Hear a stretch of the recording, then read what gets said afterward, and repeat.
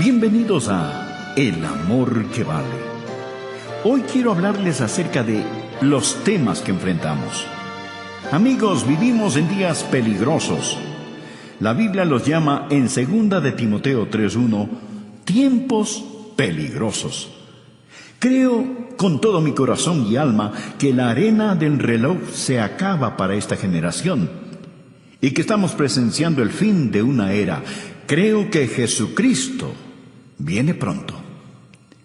Bueno, sé que puedo estar equivocado y no estoy poniéndole una fecha al regreso del Señor, mas no puedo negar el sentir de mi corazón.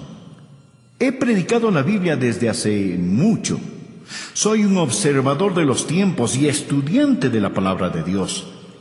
Creo que Dios está a punto de descender del cielo y juzgar la maldad de este viejo mundo. Yo no estoy tratando de salvar al mundo. Todo aquel que conoce la Biblia sabe que es una tontería el intentar salvar este mundo. Este mundo va en curso de colisión, de choque con el juicio y el desastre. Permítame decirle cuál es el propósito del Evangelio. El Evangelio no es para salvar a esta civilización de la catástrofe. El Evangelio es para salvar al hombre de la catástrofe de esta civilización. El objetivo de la Biblia y del Evangelio es arrebatar a hombres, mujeres, niños y niñas, sacarlas como antorchas del fuego y hacerles saber que este mundo se dirige hacia el juicio. Mas gracias a Dios, está por venir un nuevo mundo. Hoy tenemos muchos ingenieros sociales que hacen todo lo posible por salvar a este mundo. Me recuerdan de la gente que estaban acomodando las sillas en la cubierta del Titanic antes de que éste se hundiera. Lo que necesitamos hacer es averiguar cuál debería ser nuestra posición en estos últimos días. Y como lo he dicho antes, no debemos saberlo solo para sobrevivir, sino para florecer, para ser victoriosos, para alistarnos para ir al cielo y llevarnos a todo el que podamos con nosotros. Y yo creo que eso es a lo que el apóstol Pablo se refiere aquí en 2 de Timoteo capítulo 3. Dios ha puesto en mi corazón una serie de mensajes para darnos un vistazo general de los temas que enfrentamos en estos últimos tiempos. Por favor, busquen su Biblia, 2 de Timoteo capítulo 3, y empecemos con el versículo 1. También debes saber esto, que en los postreros días vendrán tiempos peligrosos.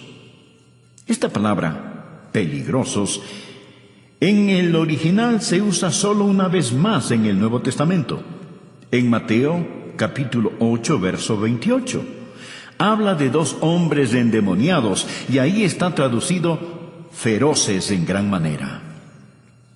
Así que estos son tiempos feroces en gran manera. No es que yo sea ave de mal agüero cuando le digo que nuestro mundo enfrenta tinieblas nacionales e internacionales, morales, espirituales, sociales y políticas. Cualquiera puede tomar el periódico y darse cuenta que las naciones se derrumban a nuestro alrededor.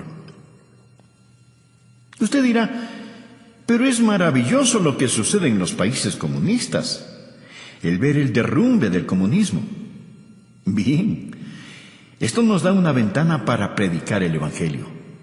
Nos da una entrada para predicar el Evangelio y debemos hacerlo, pero mi amigo, lo que usted está viendo es un destello del reino venidero del anticristo. Este mundo y todas las cosas que están sucediendo tan rápidamente solo están preparando el escenario para ese líder mundial, el anticristo. La Biblia dice que él vendrá y nos dice también de dónde saldrá. No, él no saldrá de Rusia. Saldrá de un imperio romano reunificado. Saldrá de Europa. Y vemos cómo el escenario ya se ha preparado para esto. Los cristianos no deberíamos sorprendernos al ver todas estas profecías cumplirse. No debe ocasionar pánico. Como lo he dicho antes, lo repito ahora. Mi amigo, no hay pánico en el cielo. Aun cuando se ponga gloriosamente oscuro para el Hijo de Dios, recordemos que la estrella de la mañana aparece después de la hora más oscura de la noche. Estamos esperando el regreso del Señor Jesucristo. Dios nos dice que estos son días peligrosos. En 2 de Timoteo 3, versículo 2, encontramos una descripción de los días en que vivimos. La Biblia dice: porque habrá hombres amadores de sí mismos. ¿Cuál es la actitud de esta era? Ya no tenemos a los hippies, quienes estaban interesados en el bien de toda la sociedad en conjunto. Ya eso se ha quedado atrás. La actitud en nuestros tiempos es el yo. Concentrarse en uno mismo, egocentrismo. Vivir como si Jesús nunca hubiera vivido, como si nunca hubiera muerto, como si no hubiera resucitado. Alguien ha descrito a esta era como la era del miísmo. Una muy destacada feminista escribió lo siguiente. Escuche bien. Ella dijo: debemos destruir el amor. Se lo puede imaginar. Debemos destruir el amor. El amor es una institución por definición que es reconocida generalmente como aprobación y aceptación. El amor fomenta vulnerabilidad, dependencia, posesión, susceptibilidad al dolor e impide el desarrollo total de la potencialidad humana de la mujer al dirigir todas sus energías hacia afuera en el interés de otros. ¿Puede imaginarse a alguien diciendo esto? ¿Que debemos destruir el amor? Lo que está diciendo es: lo que necesitas es dejar de dirigir tus energías hacia afuera. Olvídate de tales cosas como cuidar de los niños, amar a tu esposo, ser una buena ciudadana o tratar a los demás tal y como quieres que te traten. La Biblia dice que en los postreros días vendrán tiempos peligrosos. Y Jesús dijo: por haberse multiplicado la maldad, el amor de muchos se enfriará. Mire el versículo 2. No solo serán amadores de sí mismos, sino que también serán avaros. Mire a su alrededor. ¿Cuál es la motivación de la gente de hoy? Es vivir para acumular todo lo que puedan y no lo que puedan dar. La Biblia enseña que debemos adorar a Dios, amar a la gente y usar las cosas. Pero lo que nosotros hacemos es ignorar a Dios, amar las cosas y usar a la gente. Sigue diciendo que serán avaros, vanagloriosos. Continuamente presumimos de nuestra grandeza humana, de nuestros logros humanos, y como egomaniáticos vamos directo hacia el infierno pensando que somos demasiado buenos para ser condenados. Nuestra civilización se está desbaratando, anda arrastrando los pies. Y continúa diciendo la palabra: blasfemos. Puede ver eso en el verso 2. Permítame decirle algo. Me da vergüenza a veces ser estadounidense al encender la televisión. Me pregunto qué pensarán aquellos que nos visitan. El diablo lleva la blasfemia y la pornografía a las salas de los estadounidenses. Parece como si una alcantarilla estuviera abierta. La gente blasfema contra el nombre de Dios. George Will, un comentarista conservador que de vez en cuando me gusta escuchar, dijo lo siguiente: y ahora es un escándalo más allá de la ironía que gracias al trabajo energético de los fanáticos civiles de libertades, los pornógrafos disfrutan protección extensa bajo la primera ley, mientras que los niños de primer grado en una presentación de Navidad se dice que infringen los valores de la Constitución, los valores de la primera ley.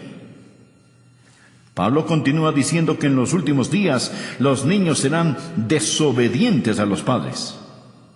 Levantamos una generación de niños que no entienden la autoridad dentro o fuera del hogar. Un educador, el Dr. Pierce de Harvard, instruía a 2,000 profesores en Denver y dijo lo siguiente. Por favor, escúcheme atentamente lo que dijo este Dr. Pierce. Todo niño en los Estados Unidos que entra a la escuela a la edad de 5 años está mentalmente enfermo, porque llega a la escuela con una lealtad hacia nuestros funcionarios elegidos, hacia nuestros padres fundadores, hacia nuestras instituciones, hacia la conservación de esta forma de gobierno, patriotismo, nacionalismo y soberanía. Todo esto prueba que los niños están enfermos, porque el individuo sano es uno que ha rechazado todas esas cosas, y es lo que yo llamaría el verdadero niño internacional del futuro. Bueno, dirá usted, ese era un hombre cualquiera el que dijo esas cosas. No, mi amigo, era un profesor de Harvard. Bien, dirá usted, le hablaba a gente ignorante. No, le hablaba a 2,000 profesores. Les estaba diciendo que cuando los niños y niñas van a la escuela y tienen amor hacia sus padres, una distinción clara entre lo bueno y lo malo, lealtad para su país e ideas de nacionalismo y patriotismo, entonces esos niños están enfermos. El Dr. John Phillips, un teólogo y gran estudioso de la palabra de Dios, dijo: incluso los padres cuidadosos están encontrando cada vez más difícil sobrevivir las mareas ascendentes de promiscuidad toleradas por la sociedad con los valores seculares enseñados en las escuelas públicas. Las escuelas a lo largo del país simplemente ignoran las objeciones paternales contra las enseñanzas liberales sobre homosexualidad, aborto, control de la natalidad, indulgencia sexual y moralidad relativa. Y por supuesto, la enseñanza de la Biblia es prohibida en nuestras aulas. Podemos asignar la lectura y discusión de cualquier libro asqueroso que salga de la imprenta. Podemos estudiar Carlos Marx y George Bernard Shaw. Podemos invitar a brujas, homosexuales y anarquistas a nuestras aulas para que presenten sus ideas. Pero no podemos enseñar la Biblia, ni tener oraciones simbólicas, ni leer las Escrituras en nuestras escuelas. Y luego el Dr. Phillips hace esta pregunta: ¿no es acaso razonable entonces que 1/4 de todos los quinceañeros estadounidenses y 1/10 parte de todos los adolescentes de 13 años hayan experimentado ya con el sexo? Piénselo. 25% de todos los quinceañeros.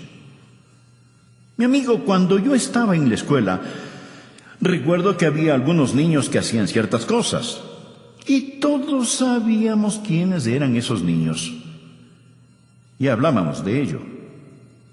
Pero ahora, querido amigo, hay cosas que están pasando y que quebrantan el corazón. Bien, mire el versículo 3. Sin afecto natural. Sin afecto natural. Literalmente significa sin amor de familia, sin amor de familia. Una mañana escuché en la radio sobre un asesinato planeado entre un hijo y sus padres. Iban a asesinar a la esposa del hijo, o sea, a su nuera, para recibir el dinero del seguro. Pero parece que se dieron cuenta que su seguro ya había expirado. Entonces, escuche bien, entonces los padres, en lugar de matar a la nuera, asesinaron a su propio hijo, sin afecto natural. Una feminista dijo: ya que el matrimonio constituye esclavitud para las mujeres, es claro que el movimiento femenino debe concentrarse en atacar esta institución. La libertad para las mujeres no puede ser sin la abolición del matrimonio. Hoy yo sé que hay feministas que creen en el matrimonio y no están de acuerdo con esta mujer. Mas este es el tipo de pensar que está saliendo a flote en la sociedad en la que vivimos. Hay muchos que piensan, y entre ellos mujeres, que el tener una familia, criar niños, es una carga y es una imposición. Para colmo de males tenemos el movimiento homosexual. Cuando la Biblia dice sin afecto natural, habla de no tener el amor de familia que Dios espera que la gente tenga. Una mujer hacia un hombre hacia una mujer, hasta que la muerte los separe. Luego dice, implacables. Estos son tiempos peligrosos en los que vivimos, cuando los hombres romperán sus promesas. Es decir, la palabra de un hombre no significa nada, ya sea un contrato de negocios, un contrato matrimonial o un tratado entre naciones. Que Dios tenga misericordia sobre una nación que ha desechado el matrimonio. Hoy está aumentando lo que llamamos divorcio sin culpa. Mi amigo, eso es una burla. Es una tragedia nacional. El 40% de los matrimonios de hoy terminan en divorcio. Y muchos conviven sin el beneficio del matrimonio, rompen sus promesas. No solo eso, sino también calumniadores, intemperantes. Quiere decir sin autocontrol, crueles, aborrecedores de lo bueno. Nuestras cárceles están llenas de matones. No tenemos espacio suficiente para encerrar a los criminales. Cuando construíamos el templo de nuestra iglesia, uno de los alcaldes dijo: «Qué bueno que una iglesia tan grande como esta se esté construyendo. Es mejor que se construyan iglesias, porque ya no podemos construir cárceles lo suficientemente grandes, ni lo suficientemente rápido para proteger a los buenos de los malos». La Biblia nos enseña que ahora hay una forma de crueldad y violencia que es incontrolable. Leí que existen por lo menos 140 grupos terroristas que aún funcionan en nuestros días. Ahora estos grupos ya no son como los de antes, pues. Ahora ellos están armados con los equipos más sofisticados. No pasará mucho tiempo antes de que su vida y mi vida estén en más grave peligro debido al terrorismo internacional. Y deseo decir que mientras estoy en el tema de la crueldad y el terror, que ya practicamos el terrorismo en el país. Millares, millones están siendo ejecutados. Hablo del terror del aborto. Creo que el día más trágico en la historia de los Estados Unidos fue en 1973, cuando los bebitos antes de nacer fueron dado el estatus de no personas, no ser personas. Lo que hemos hecho es clasificar al bebé sin nacer como un objeto, una materia, no como una persona, tal y como Hitler clasificó a los judíos. Lo que Hitler hizo fue redefinir el concepto de persona. Hemos reclasificado a los bebés como no personas. Y mañana, un día normal en los Estados Unidos, 4.500 bebecitos serán asesinados por medio del aborto. Hace un año recuerdo que prediqué un sermón acerca del aborto. Prediqué ese sermón en mi congregación y recibí una carta de una persona que se había enojado porque había predicado acerca de ese tema desde el púlpito. Lo que esa persona me dijo era: el aborto es un tema político y usted debería mantener lo político fuera del púlpito. Sin embargo, mi amigo, si usted le pregunta a un político acerca del aborto, Él le dirá que ese es un asunto religioso y que no debería de mezclarlo con la política. ¿Qué le parece? Él dirá, ¿sabe? Personalmente estoy en contra del aborto, pero lo que una persona haga o no haga con su propia vida es su problema, no el mío. Es como que alguien dijera, estoy en contra de que exterminen a los judíos, mas si alguien lo hace en su propia cámara de gas, ese no es mi problema. Así es que si nosotros los predicadores hablamos acerca del exterminio de la vida de los bebecitos, se nos dirá, manténgase fuera del asunto porque eso es política. Y a los políticos les dirán, hey, eso es un tema religioso. Así que, amigo, usted podrá catalogarlo como político o religioso, pero los bebés siguen siendo asesinados. Y tenemos que estar firmes y hablar al respecto. ¿Sabía usted que el 97% de estos abortos se dan por alguna forma de conveniencia? No son para salvar necesariamente la vida de la madre. Tampoco porque es producto de violación o por incesto. Simplemente por conveniencia. El aborto se está constituyendo como uno de los métodos más usados para control natal. Sigamos leyendo lo que nos dice Pablo. Somos gente que aborrece aquello que es bueno. El héroe de hoy no es el hombre de Dios, no es el misionero, no es el predicador, no es el ganador de almas. No es la mamá que escoge quedarse en su hogar y cuidar de sus niños. Estos no son los héroes de la juventud de hoy. Ellos desprecian a los que hacen lo bueno. Note el versículo 4. Él dice que estas personas son traidores, impetuosos, infatuados, amadores de los deleites más que de Dios. Mi amigo, la Biblia no está en contra del placer o deleite, el verdadero deleite.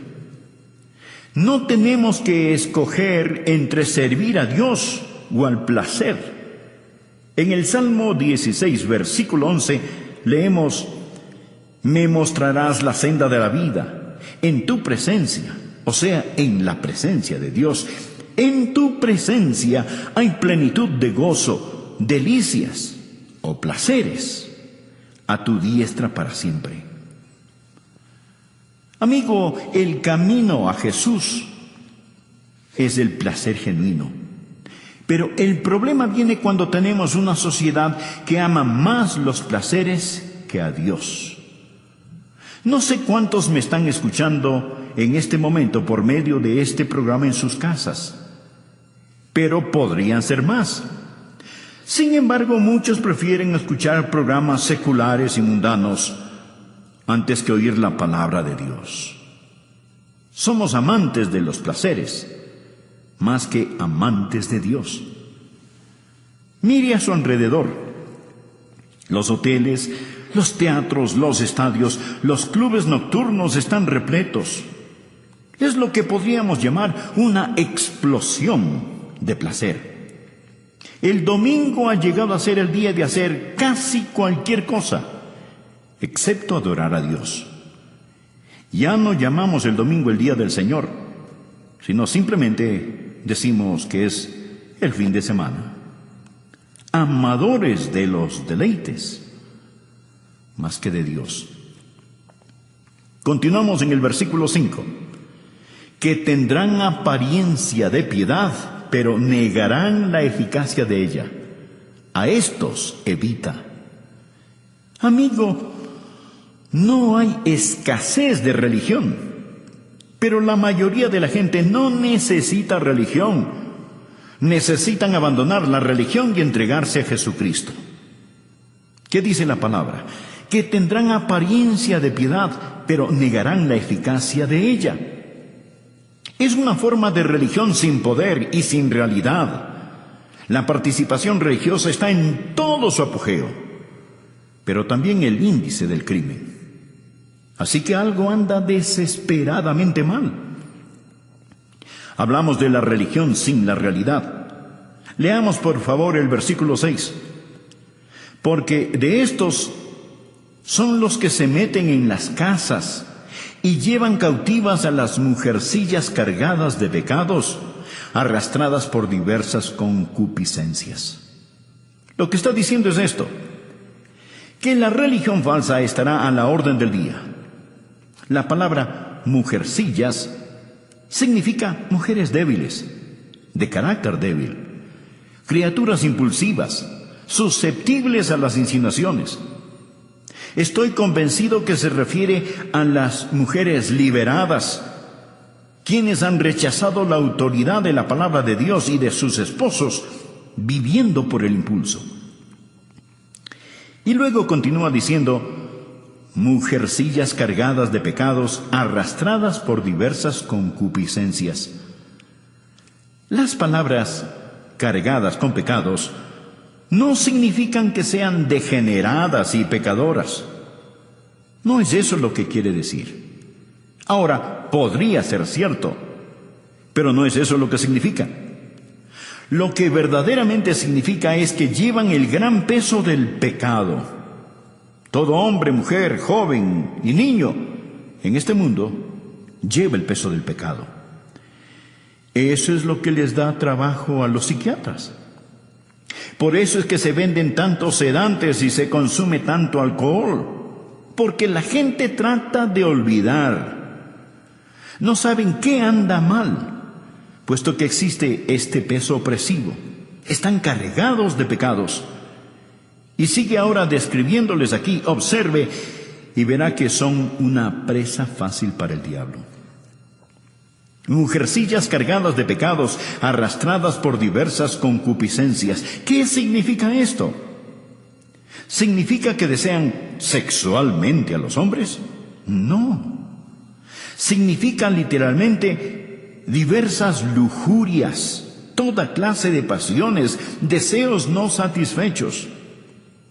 Lo que tenemos aquí son personas crédulas, culpables y codiciosas. Crédulas, débiles, listas a creer cualquier cosa. Ven una revista en el supermercado donde la artista Shirley MacLaine habla de la nueva era. La toman y la leen. ¿Por qué? Porque buscan algo que les quite esa culpabilidad que sienten. Además están vacías y llenas de deseos no satisfechos. Esto es lo que se encuentra en el corazón y mente de muchos hoy en día. Ahora, además de eso, encontramos en los versículos 7 y 8 una explosión de conocimiento. Estas siempre están aprendiendo y nunca pueden llegar al conocimiento de la verdad. Los hechos pueden duplicarse y triplicarse. El conocimiento aumentará, pero no la verdad. Si es nuevo, no es verdad. Mi amigo, debemos seguir luchando vigorosamente por la fe encomendada una vez por todas a los santos.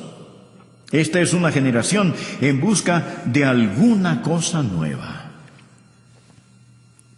Por favor, ve el versículo 8.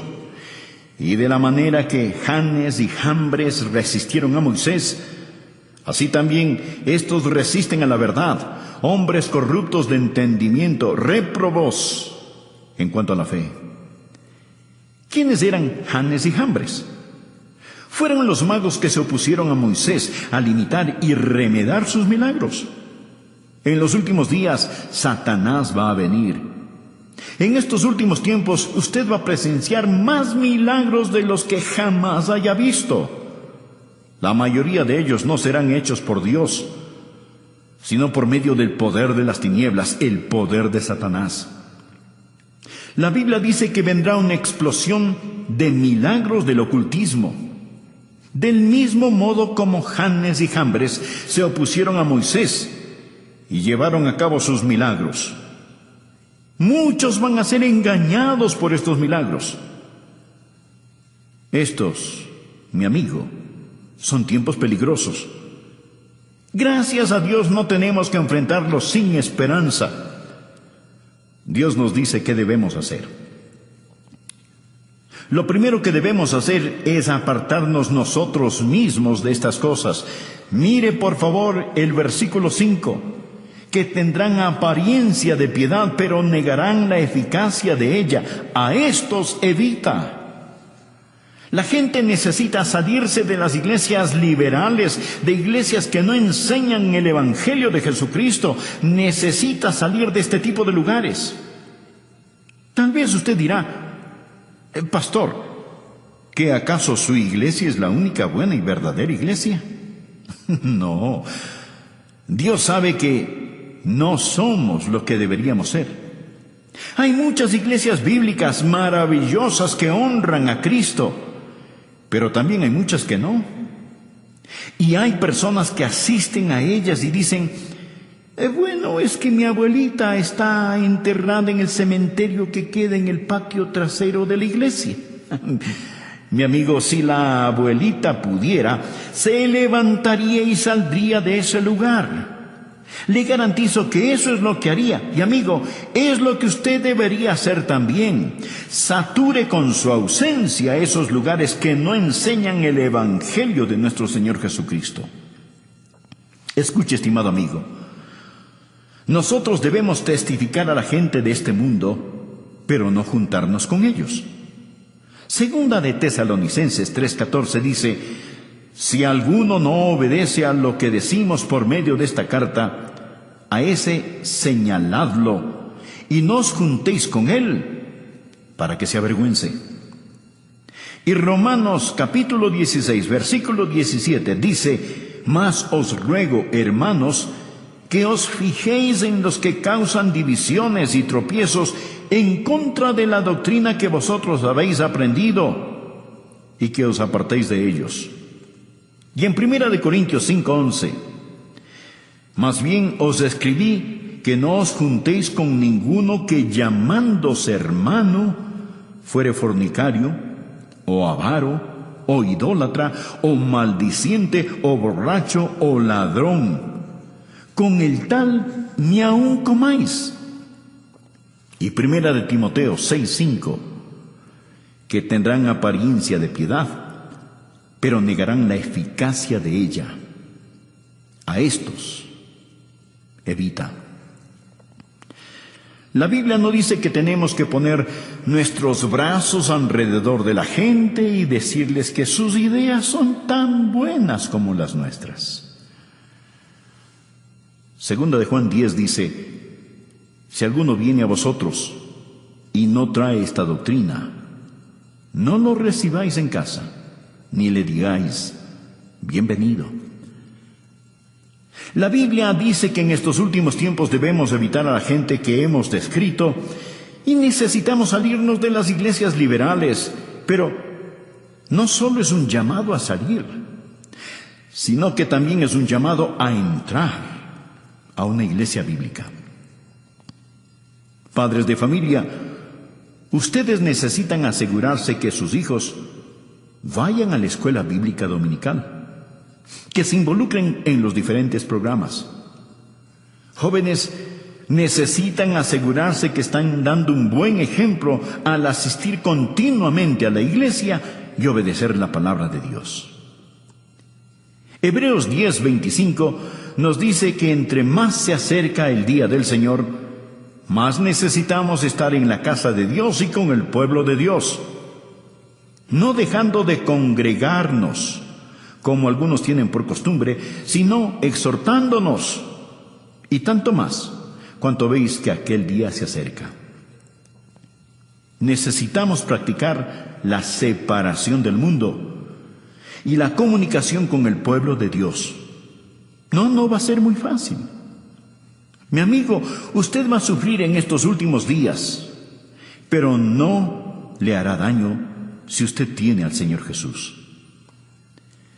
Mire los versículos del 10 al 12. Pero tú has seguido mi doctrina, conducta, propósito, fe, longanimidad, amor, paciencia, persecuciones, padecimientos, como los que me sobrevinieron en Antioquía, en Iconio, en Listra, persecuciones que he sufrido, y de todas me ha librado el Señor. Y también todos los que quieren vivir piadosamente en Cristo Jesús padecerán persecución. ¿Cuántos creen lo que dice el versículo 12? Espero que lo crean. Está en la Biblia. ¿Cuántos de ustedes están sufriendo persecución? Si usted no está sufriendo alguna clase de persecución, es porque tal vez no está viviendo piadosamente en Cristo Jesús.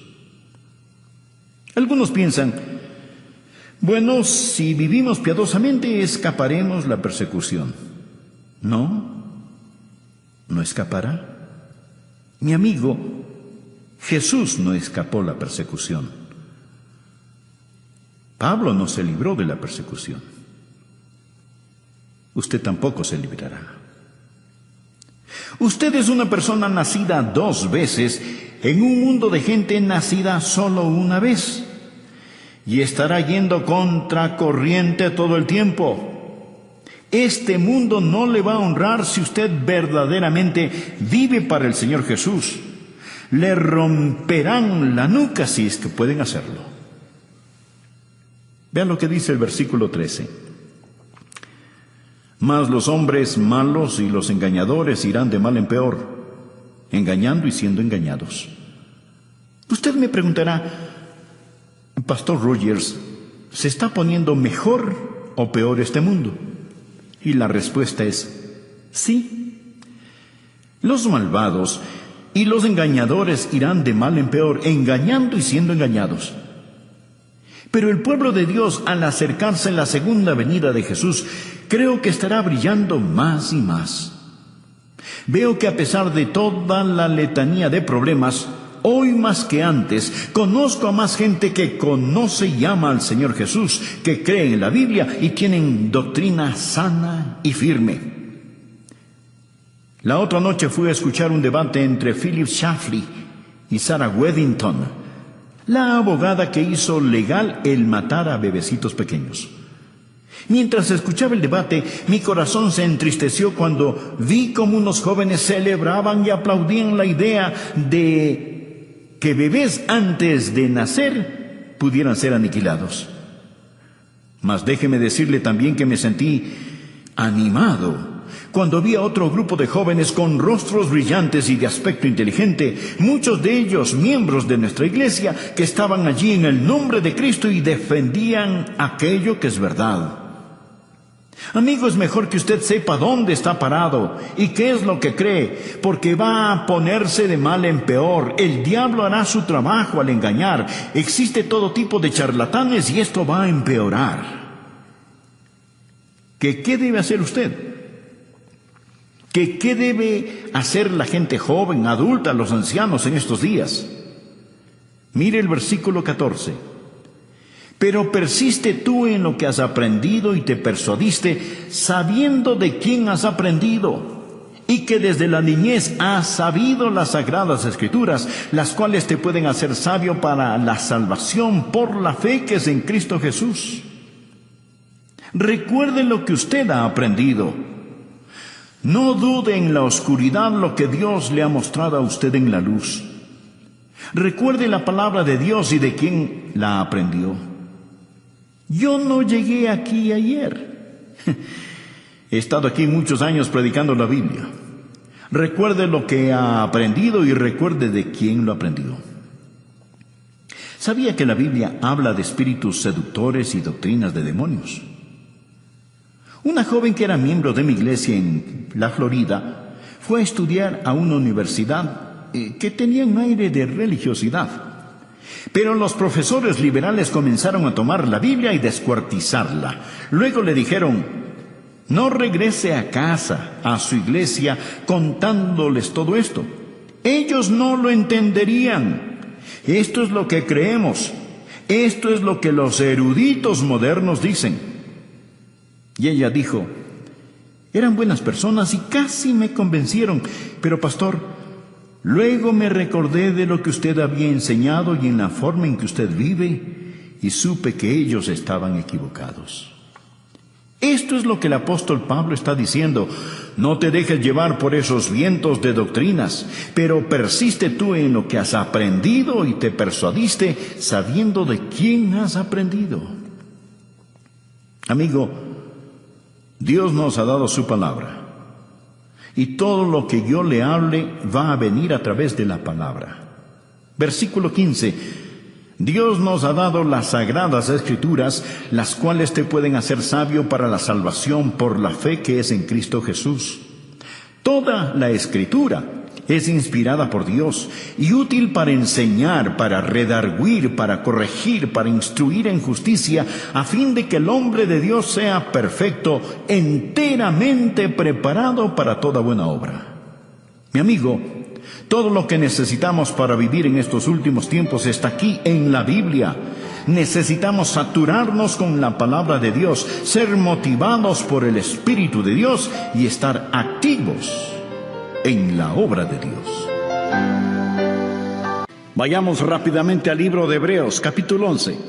Estamos hablando acerca de los héroes de la fe, los campeones de la fe. Ya hemos hablado acerca de Abel. Hoy hablaremos de Enoc. Abel profetizó sobre el Calvario del Cordero, el Señor Jesucristo que murió sobre la cruz. Enoc profetiza la segunda venida del Señor Jesucristo.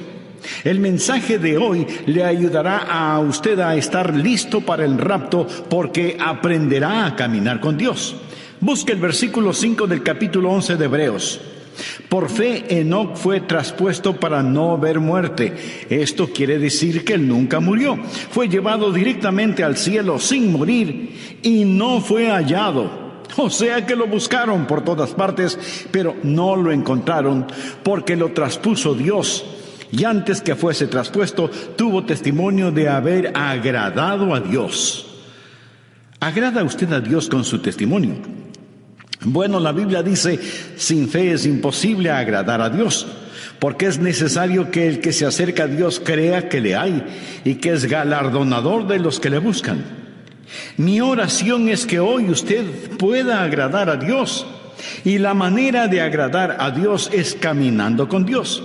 Así que vamos a aprender cómo caminar con Dios, dando un paso cada día, caminando con Dios.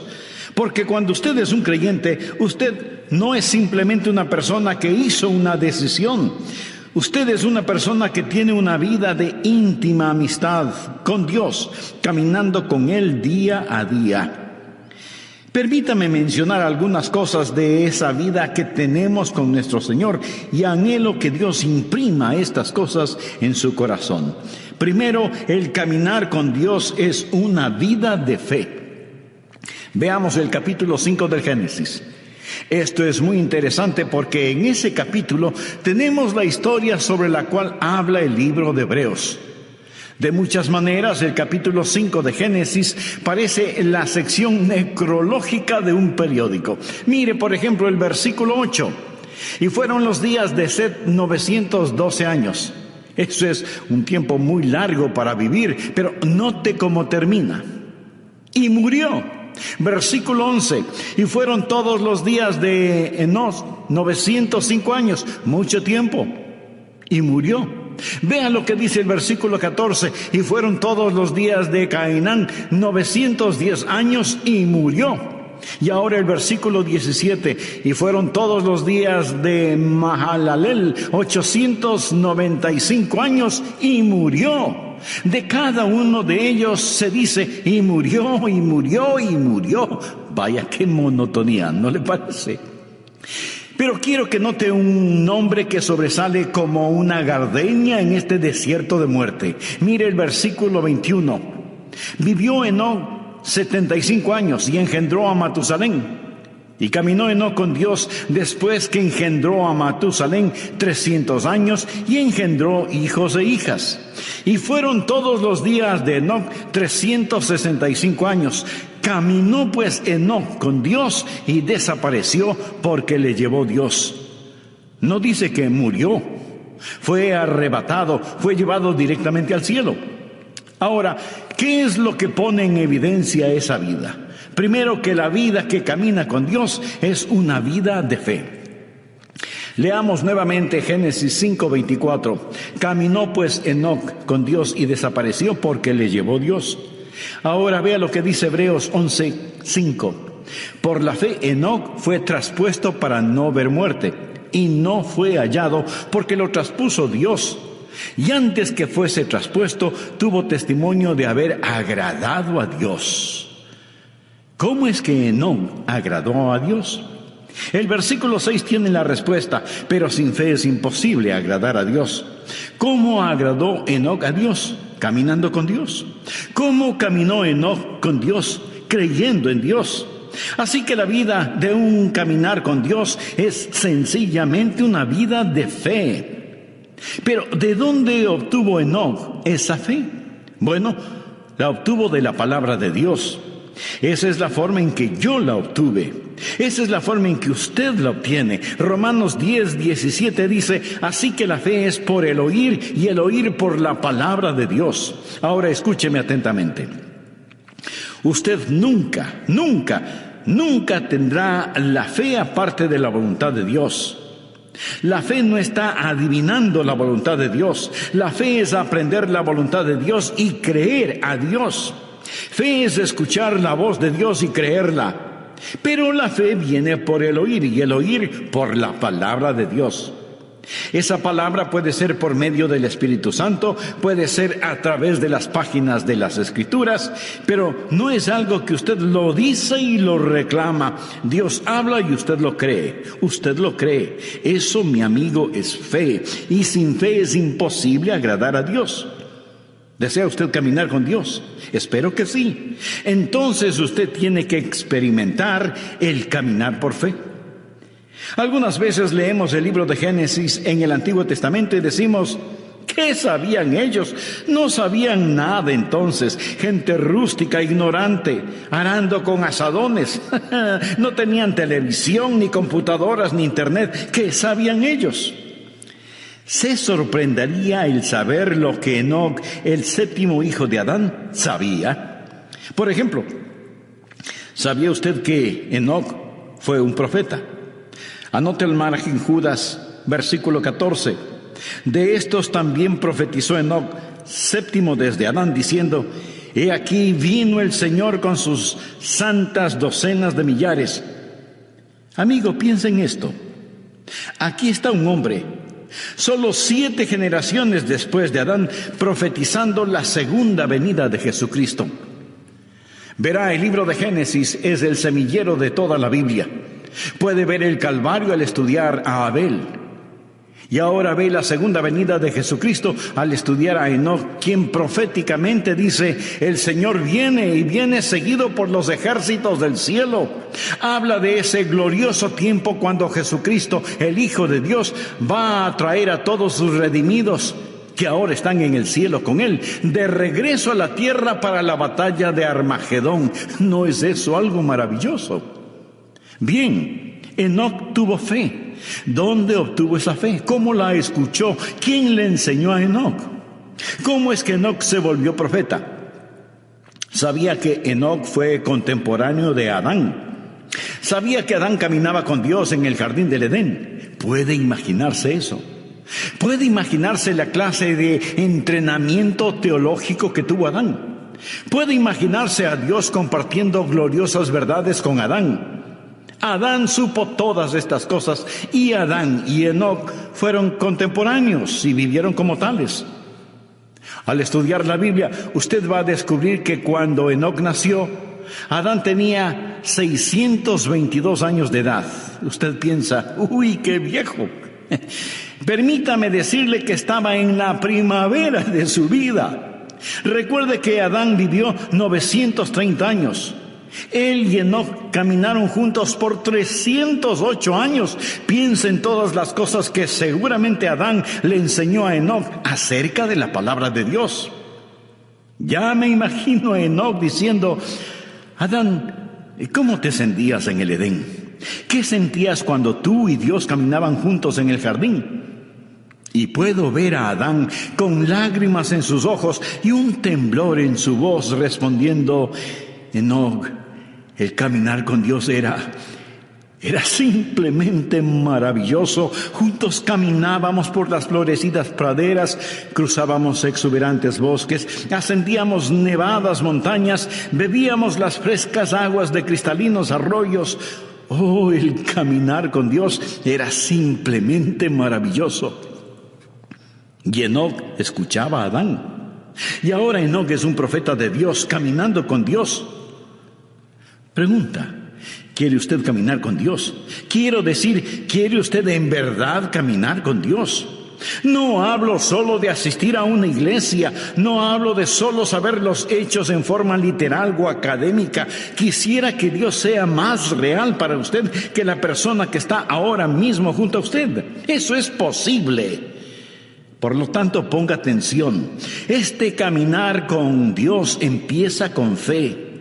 Todo este capítulo de Hebreos habla acerca de la fe, y el énfasis es que Enoc caminó con Dios porque creyó a Dios.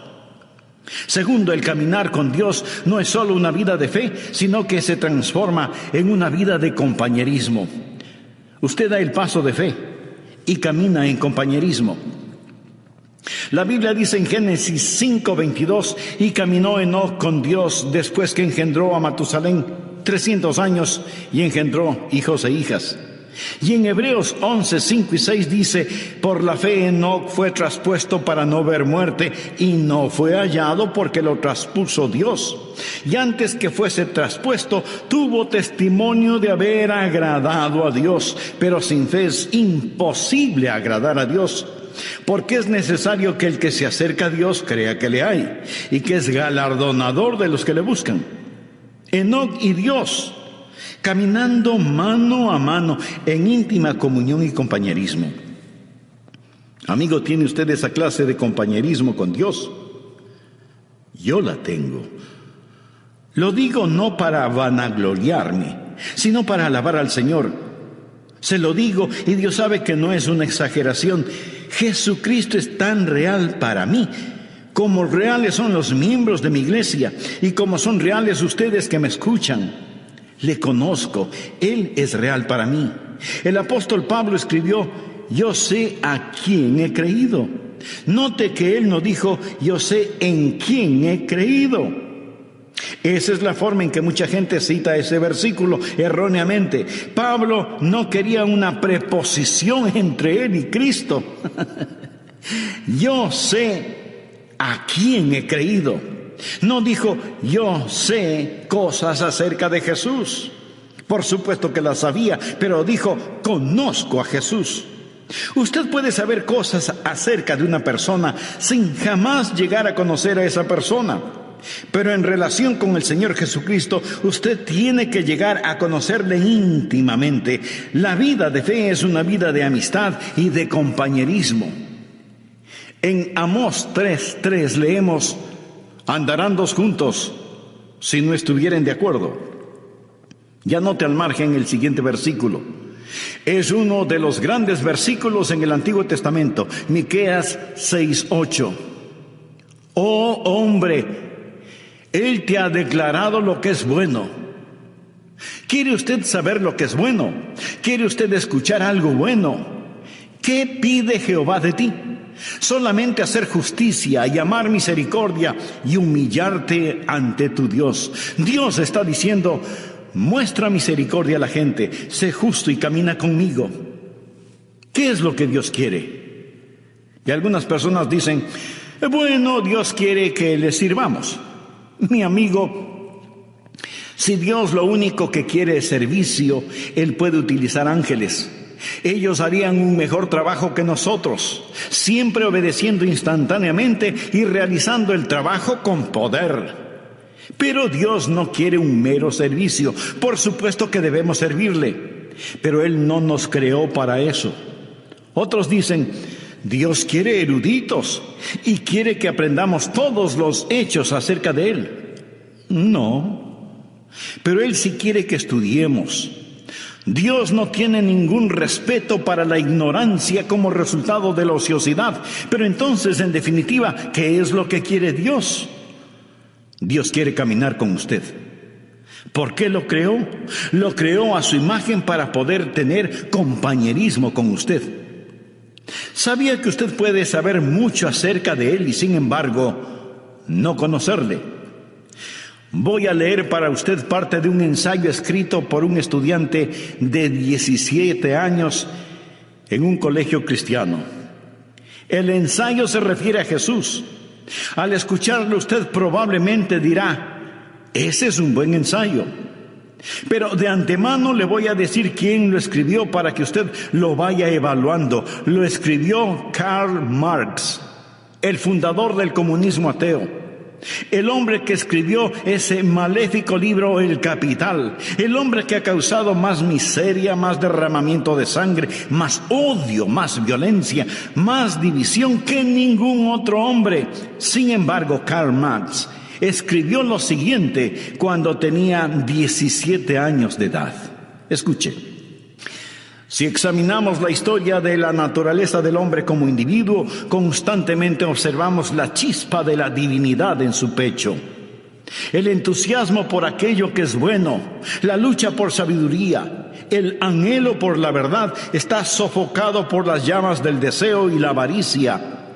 El celo por la virtud se vuelve agonizante por la tentadora voz del pecado y se torna en una burla tan pronto como sentimos el impacto total de la vida. Nuestros corazones razonan y la historia de las palabras de Cristo nos llaman fuerte y convincentemente para decirnos que la unión con Él es absolutamente necesaria y sin Él seremos rechazados por Dios. Porque Él es el único capaz de liberarnos. Una vez que el hombre haya obtenido esta virtud, esta unión con Cristo, Él despertará quieta y serenamente y esperará también quieta y serenamente los golpes del destino. Con bravura se opondrá a las tormentas de las pasiones y sin ningún temor soportará la ira de los malvados, porque ¿quién podrá destruirle o robarle de su Redentor? Mi amigo, ¿cuál es el problema con este ensayo de Marx? Absolutamente ninguno, en cuanto se refiere a la verdad. Pero si Marx hubiera estado escribiendo un ensayo en historia o geografía, él hubiera hecho también un excelente trabajo porque tenía una mente brillante. Él sabía las respuestas, pero no conocía a Jesús. Por eso fundó el comunismo ateo. Se puede imaginar a una persona sabedora de todas estas verdades y sin embargo no conocer al Señor. Usted puede estar escuchando este mensaje y en un sentido entender cada palabra que digo y sin embargo no conocer al Señor.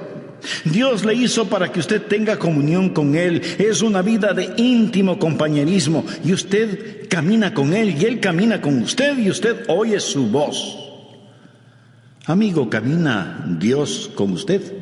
¿Puede usted escuchar su voz? Quiero decir, ¿es Jesucristo real para usted cuando va rumbo a su trabajo? Cuando tiene que bregar con sartenes y ollas en la cocina, cuando está sentado frente a su escritorio, cuando está en la cancha de juego, ¿sabe que Jesucristo es real para usted? Lo será cuando usted camine con Él. Algunas veces la gente actúa de diferente manera cuando está en la iglesia. Ahora, escúcheme con atención. En la iglesia, cuando alguien está predicando, usted debe estar en silencio. Cuando se canta, usted se une a todos en los cánticos, pero no cambie su personalidad, no se vuelva súper místico de pronto porque está en la iglesia. Ahora somos santos, santos, santos a la fuerza. No. Un creyente es perfectamente natural y naturalmente supernatural, supernaturalmente natural y naturalmente supernatural. Lo confundí. Lo que estoy diciendo es simplemente esto: no cambie. Algunas veces me invitan a predicar en otras congregaciones y ahí estamos sentados, el pastor de la iglesia y yo como pastor invitado, y los dos estamos conversando normalmente. Luego él se levanta, se acerca al púlpito y dice: amados hermanos, pero cambia su voz y suena como si tuviera una pepa en la garganta. Algunas veces a la gente no le gusta ir a la iglesia porque los demás no dejan de conversar y suenan como pajaritos en un árbol, y luego piden silencio porque hemos venido a adorar. Cuando usted se encuentra con sus hermanos y hermanas en Cristo, demuestre su felicidad. No hay nada de malo en eso. Pero usted dice: pienso que debemos estar quietos y saber que Dios está en su santo templo. Cierto. Hay un tiempo para estar callados. Hay un tiempo para gritar. Hay un tiempo para llorar. Hay un tiempo para reír. Eso es lo que leemos en el libro de Eclesiastés. Hay momentos cuando debemos ser exuberantes en nuestra adoración. La Biblia dice: pueblos todos, batid las manos. Los hombres oren en todo lugar, levantando manos santas. Hay momentos cuando debemos estar sobre nuestro rostro, arrodillados delante de Dios. Todas estas cosas son verdaderas, pero el punto es que debemos ser naturales. No piense que la fe es algo que nos ponemos cuando vamos a la iglesia. Lo que estoy diciendo es que debemos caminar con Dios las 24 horas del día, los 7 días de la semana, los 365 días del año. Es un caminar constante. En el mensaje anterior vimos que el caminar con Cristo es en primer lugar una vida de fe. Y como lo dice el apóstol Pablo en Romanos 10:17, así que la fe es por el oír y el oír por la palabra de Dios. En segundo lugar, el caminar con Cristo implica una vida de íntimo compañerismo. ¿Qué pide Jehová de ti? Solamente hacer justicia y amar misericordia y humillarte ante tu Dios. Pero no solo es una vida de fe y de íntimo compañerismo, sino que en tercer lugar es una vida que da frutos. Uno de los versículos que personalmente me motiva mucho es el que dice: iba Jesús haciendo el bien. Algunas veces oro: Señor, hoy no tengo nada en mi agenda, solo permíteme ir haciendo el bien. ¿Por qué Enoc fue tan fiel? Fue fiel por 300 años. Veamos Génesis 5:22. Y caminó Enoc con Dios después de engendrar a Matusalén 300 años y engendró hijos e hijas. 300 años. Eso es 109.500 días. Buenos días, malos días, días cálidos, días fríos, con nieve, lluvia, ventiscas, sequías, inundaciones, guerra, paz, oposición. Caminando siempre con Dios, sin desmayar, sin dudar. Hay una constante fidelidad en su caminar. De paso le diré que la vida de Enoc no transcurrió en un monasterio. Si lee la vida de Enoc, él tuvo una familia, tuvo hijos. Sin duda tuvo un trabajo, una casa, un negocio, y no vivió en una época fácil. Cuando Enoc caminó con Dios, lo hizo en un tiempo conocido como los días de Noé. Violencia, vicios y maldad eran tan desenfrenados que Dios decidió destruir el mundo por medio de un diluvio. En los días de Noé, Enoc caminó con Dios. En los días de fuerzas demoníacas, Enoc caminó con Dios. Ahora, mi amigo, tal vez usted diga: pastor, es para usted fácil decirlo porque es un pastor, pero usted no sabe en dónde trabajo, usted no sabe cómo está mi hogar. Es para mí muy difícil el caminar con Dios. Amigo, es difícil para cualquiera el caminar con Dios si es que solo lo hace en su propia fortaleza. Usted mira una planta atómica y tenemos electricidad gracias a esa planta atómica. Alguien dice: esa planta genera poder. Y en un sentido verdadero así es, genera poder. El poder es la energía atómica que es liberada. El poder que hay en mi vida es debido a que Dios libera su poder en mí para que pueda caminar la vida cristiana día a día. Yo no podría ser fiel si no fuera por el Señor en mí. Enoc caminó con Dios. Es Dios que camina con usted, que le da poder sobre cada demanda de la vida cristiana, que es una demanda del Dios que camina con usted día tras día. Espero que usted crea esto. Es una vida de fe, es una vida de compañerismo, es una vida de fidelidad. ¿Es usted fiel? ¿Está caminando con Dios? Espero que cuando volvamos a estar juntos por medio de estos programas, usted haya caminado fielmente con Dios. Tiempos buenos, tiempos malos, tiempos difíciles, tiempos alegres, todo tiempo es tiempo para caminar con Dios. Esto es verdaderamente vida, porque es una vida de fe, una vida de comunión, una vida de fidelidad y también es una vida fructífera. Desea que su vida cuente delante de Dios, entonces camine con Dios. Es una vida fructífera. Por la fe, Enoc fue traspuesto para no ver muerte y no fue hallado porque lo traspuso Dios. Y antes que fuese traspuesto tuvo testimonio. ¿Qué clase de testimonio tuvo Enoc? Tuvo testimonio de haber agradado a Dios. Eso es ser fructífero. Él agradó a Dios, pero sin fe es imposible agradar a Dios, porque es necesario que el que se acerca a Dios crea que le hay y que es galardonador de los que le buscan. ¿Por qué fue Enoc tan fructífero? ¿Qué había en su vida por lo cual fue hecho profeta? ¿Sabía usted que él tuvo una crisis en su vida? Y después de esa crisis, él comenzó a caminar con Dios. ¿Sabe cuál fue la crisis? Llegó a ser papá. Leamos lo que nos dice Génesis 5:22. Y caminó Enoc con Dios después que engendró a Matusalén 300 años y engendró hijos e hijas. Tuvo su primer hijo, un pequeño bebé llamado Matusalén. Y cuando ese niño nació, Dios le habló a Enoc en forma muy especial y Enoc comenzó a caminar con Dios después del nacimiento de Matusalén. Permítame decirle algo. Si usted tiene hijos y tiene también cerebro y corazón, esto le acercará a Dios. ¿Sabía eso? Lo acercará a Dios. Y caminó Enoc con Dios después que engendró a Matusalén 300 años. ¿Ha pensado alguna vez en el significado del nombre Matusalén? Aparte de este Matusalén de la Biblia, ¿cuántos niños conoce usted con ese nombre?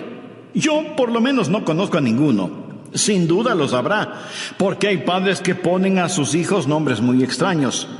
Pero los nombres bíblicos tienen un significado especial y Matusalén significa cuando esté muerto, será enviado.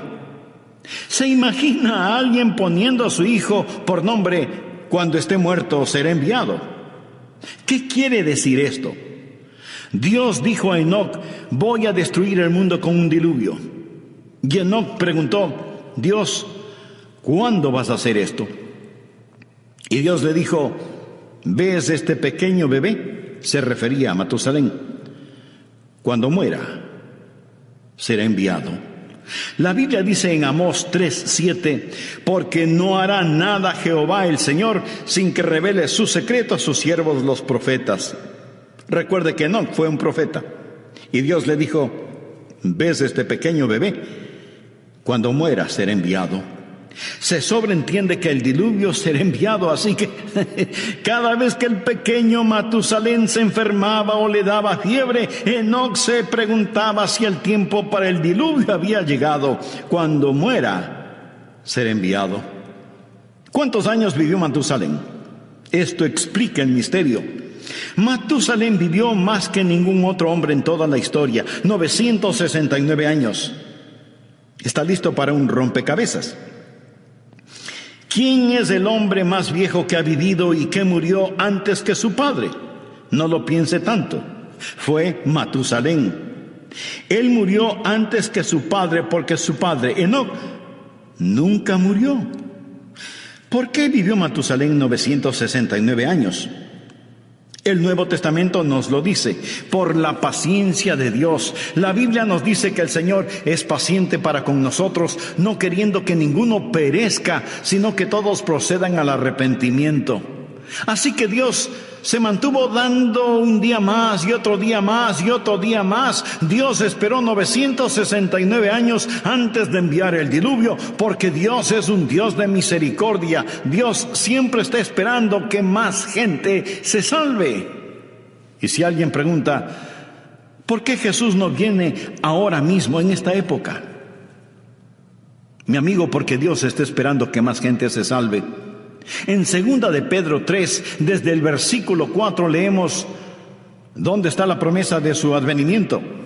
Porque desde el día en que los padres durmieron, todas las cosas permanecen así como desde el principio de la creación. No ignoréis esto, que para el Señor un día es como 1000 años y 1000 años como un día. El Señor no retarda su promesa, según algunos la tienen por tardanza, sino que es paciente para con nosotros, no queriendo que ninguno perezca, sino que todos procedan al arrepentimiento. Podría ser la razón por la que no vino ayer, porque Dios quiere que usted se salve hoy. Podría ser también que Dios está manteniendo la puerta abierta una vez más. Pero quiero decirle que finalmente el diluvio vino. Y aún ahora las convulsionadas aguas de la ira de Dios están furiosamente golpeando la represa de su misericordia. Y uno de estos días Jesucristo vendrá y será demasiado tarde para usted, como lo fue para aquellos que perecieron en el diluvio. Quiero mostrarle que el diluvio llegó cuando Matusalén murió. ¿Está listo para practicar algo de aritmética? Sé que muchos de ustedes son como yo, no me gusta la aritmética, pero sea que nos guste o no, vamos a hacerlo de todas maneras. Leamos Génesis 5:25. Vivió Matusalén 187 años y engendró a Lamec. Ahora el pequeño Matusalén nació. Su nombre significa cuando muera ser enviado. Vino a ser papá cuando tenía 187 años y engendró a un hijo llamado Lamec. Lamec le dio a Matusalén un nieto. Dice la Biblia, vivió Lamec 182 años y engendró un hijo y llamó su nombre Noé. Así que el nieto de Matusalén fue Noé. Lamec nació después de 187 años y 182 años después nació el pequeño Noé. Hay 369 años hasta el nacimiento de Noé. Matusalén ya tenía 369 años cuando vino a ser abuelo. Ahora, cuando ese nieto, Noé, tenía 600 años, vino el diluvio. Y si alguien se está preguntando que cómo lo sé, le invito a leer Génesis 7:11. Y el año 600 de la vida de Noé, en el segundo mes, a los 17 días del mes, aquel mismo día fueron rotas todas las fuentes del grande abismo y las cataratas de los cielos fueron abiertas. Llegó el diluvio. Verá, 187 más 182 dan como resultado 369. Sume a esos 600 y tenemos 969 años. Ese día llegó el diluvio. Ahora ya entiende el significado de cuando muera ser enviado. Ahora comprende por qué Matusalén vivió 969 años, porque Dios estaba posponiendo el día de su juicio debido a su misericordia, pero llegó el diluvio. Y el día del Señor vendrá también. Como fue en los días de Noé, así será en ese día. Y yo creo que Enoc tuvo un poquito de miedo. Tenía un motivo legítimo para sentirlo. Algunos dicen, bueno, yo no creo en eso de asustar a la gente. Pues mire, yo sí lo creo. Y ojalá pudiera asustarle a usted lo suficiente, porque prefiero asustarlo para que vaya al cielo que arrullarlo para que se vaya al infierno. Jesús dijo, temed más bien a aquel que puede destruir el alma y el cuerpo en el infierno. Y en el libro de Proverbios leemos, el principio de la sabiduría es el temor de Jehová. Una de las marcas de los últimos días será que no hay temor de Dios delante de sus ojos. Querido amigo, permítame decirle que el Dios Todopoderoso es un Dios de juicio. Pero esta verdad no le gusta escuchar a mucha gente. Se supone que no debemos pensar que Dios es un Dios de justicia y juicio, sino solo un Dios de amor. Sí, Dios es un Dios de amor, infinito, inimaginable, insondable, indescriptible, glorioso amor, pero también es un Dios de justicia. Ahora, si usted dice que Dios es un Dios de amor y no un Dios de justicia, eso es solo una media verdad. Y cuando usted toma una media verdad y hace de esa media verdad toda la verdad, esa media verdad no es verdad. Y aunque no lo voy a repetir, esa es la verdad. Dios le dijo a Enoc: cuando Matusalén muera, enviaré el diluvio. Y Enoc creyó a Dios y comenzó a caminar con Dios. Mi amigo, el día del juicio viene y es mejor que usted comience a caminar con Dios. Tal vez usted me diga: pastor, no use el miedo conmigo. Muy bien, pero ¿se ha dado cuenta que su doctor sí lo hace? Le dice: tiene que bajar su colesterol o corre peligro de muerte. Su dentista también le advierte: cepíllese bien los dientes o los perderá. Aún los expertos en tráfico usan el miedo. La policía patrullera en las carreteras lo hace. Mi amigo, el principio de la sabiduría es el temor de Jehová. ¿Entiende lo que dice este versículo? El temor de Dios es el principio de la sabiduría, no el fin de la sabiduría, sino el principio. Vivimos en una generación que está siendo tranquilizada rumbo al infierno. Leemos en el Salmo 25:14: la comunión íntima de Jehová es con los que le temen. Enoc fue un profeta, sabía que el Señor vendría. Déjeme afinar el enfoque en este asunto un poco más. El Señor viene con miles de sus santos. El diluvio se acerca. Ya viene el juzgamiento sobre esta tierra. Es mejor caminar con Dios. Amigo, si usted tiene sentido común, debería decir: lo creo, caminaré con Dios. Fue una vida fructífera, una vida que cuenta. Todos sus juguetes pronto estarán en la basura: su carro, su casa, su ropa, sus cosas, todo, absolutamente todo, es basura prematura. ¿Qué es lo que está haciendo con su vida, por favor? ¿Cómo usted va a seguir viviendo en este día, en esta época? Déjeme hacer un resumen de todo esto. La Biblia dice que Enoc caminó con Dios y no fue hallado porque lo traspuso Dios, y fue trasladado para que no experimentara la muerte. En un instante, en forma súbita, él desapareció, y por más que lo buscaron, no pudieron encontrarlo porque lo traspuso Dios. Uno de estos días le buscarán a usted, uno de estos días me buscarán a mí, y si usted piensa que todo esto suena supernatural, tiene toda la razón. Me alegra que pueda verlo desde esa perspectiva. En Lucas capítulo 17, versículos 34 y 35 leemos palabras de Jesús: os digo que en aquella noche estarán dos en una cama, el uno será tomado y el otro será dejado. Dos mujeres estarán muriendo juntas, la una será tomada y la otra dejada. Un hombre en la cama se da vuelta para abrazar a su mujer. La almohada está caliente, pero su esposa no está. Una madre se levanta para cambiarle los pañales a su precioso bebé, pero la cuna está vacía. Los pasajeros de un avión en pleno vuelo descubren que el piloto ha desaparecido. Enoc caminó con Dios y no fue encontrado porque Dios mismo lo traspuso. ¿No es el libro de Génesis un libro precioso que profetiza con mucha anticipación la segunda venida de Cristo? ¿Es Jesús real para usted? ¿Está usted caminando con Dios? Había un predicador que tenía un lindo hijito de 2 o 3 años de edad. Un día, apurado porque tenía que asistir a una reunión, se subió a su carro y al retroceder para salir del garaje, oyó el más terrible sonido que un padre puede escuchar: un golpe y una caída. ¡Oh, no!